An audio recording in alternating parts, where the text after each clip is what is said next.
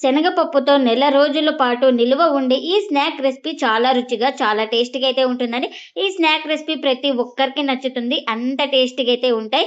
ఇంకెందుకు ఫ్రెండ్స్ ఆలస్యం, ఎలా చేయాలో ఏంటో అనేది వీడియోలోకైతే వెళ్ళిపోయి చూద్దామా మరి. ఇంకా ముందుగా ఒక మిక్సింగ్ బౌల్ అయితే తీసుకొని అందులోకి 1 కప్పు శనగపప్పునైతే వేసుకోవాలి. ఈ శనగపప్పును ఒక 2 సార్లు శుభ్రంగా వాష్ చేయాలి.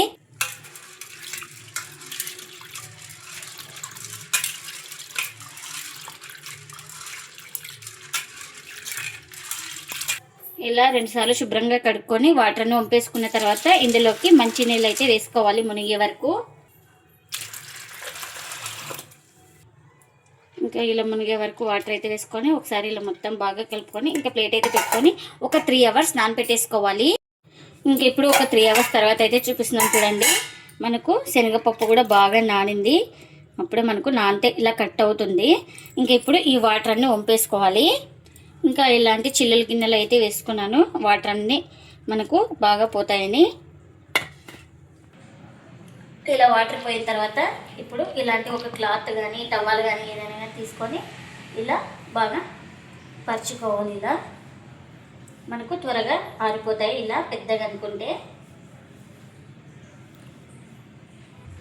ఇలా వేసుకున్న తర్వాత తడి మొత్తం ఆరిపోవాలి. ఇంకా చూడండి పూర్తిగా ఆరిపోయిన తర్వాత అయితే చూపిస్తున్నాను. ఇలా మొత్తం బాగా తడి ఆరాలి. ఇంకా వీటిని కాల్చుకోవడానికి ఆయిల్ కూడా పెట్టేసుకున్నానండి. ఆయిల్ కూడా హీట్ అయింది. ఇప్పుడు ఇలా ఫుల్ హీట్ మీద ఉన్నప్పుడే వేసుకోవాలి. చూడండి ఇలా బాగా ఫ్రై చేసుకోవాలి.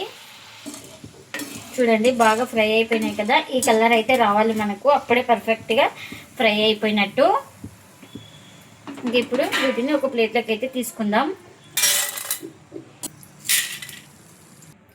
ఇంకా మిగిలిన వాటిని కూడా సేమ్ ఇలానే వేసుకోవాలి.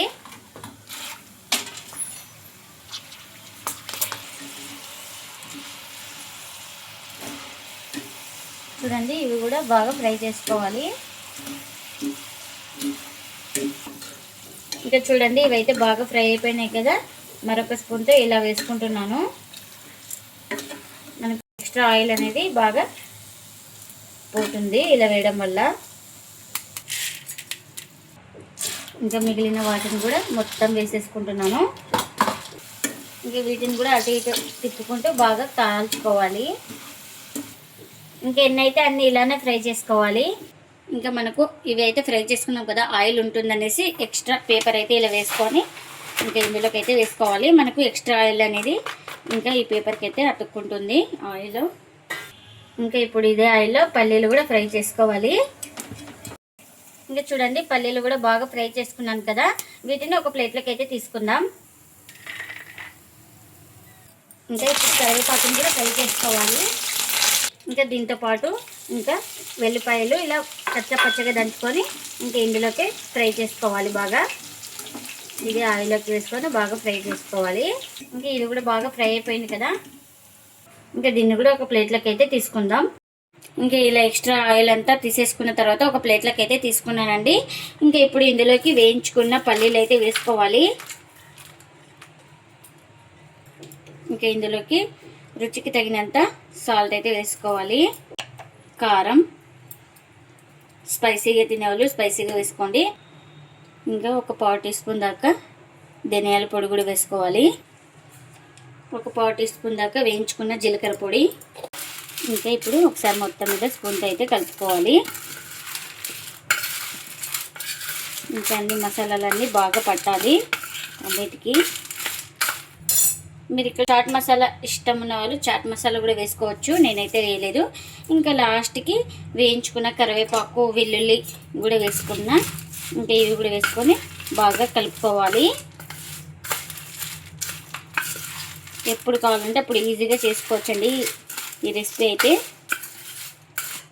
శనగపప్పుతో నెల రోజుల నిల్వ ఉండే ఈ రెసిపీ చాలా రుచిగా, చాలా టేస్టీగా అయితే ఉంటుందండి. మనం ఒక డబ్బాలో చేసి పెట్టుకుంటే నెల రోజుల వరకు నిల్వ ఉంటుంది.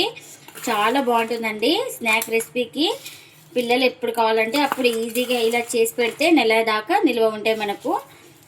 పిల్లల నుంచి పెద్దల వరకు చాలా ఇష్టంగా తింటారండి, అంత టేస్టీగా అయితే ఉంటాయి.